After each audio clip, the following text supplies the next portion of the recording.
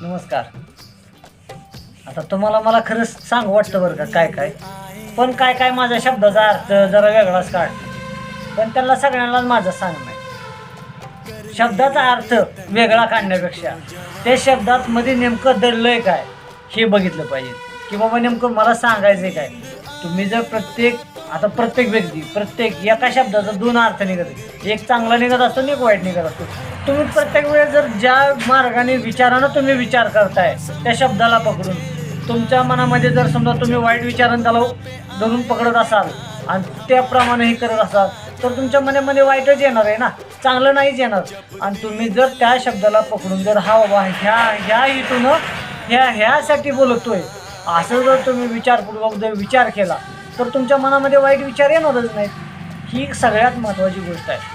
तर माझं तुम्हाला प्रत्येक वेळेस सांगणं असतं, खरं अगदी मनापासून असतं, पण एखाद्याच्या प्रवृत्तीमध्ये किंवा मनामध्ये त्या विचाराची जर जागा भरपूर प्रमाणात जर शिल्लक असेल तर त्याच विचारास त्याच्यापाशी भरपूर येत असतात.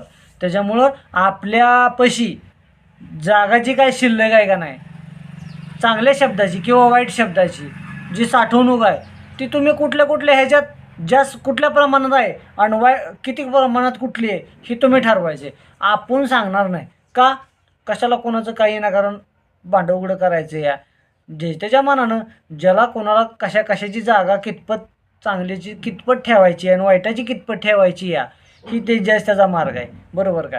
तुम्हाला वाईट वाटलं असलं तरी पण धन्यवाद आणि नसलं वाईट वाटलं तरी पण धन्यवाद. काय म्हणताय मग, बरोबर आहे.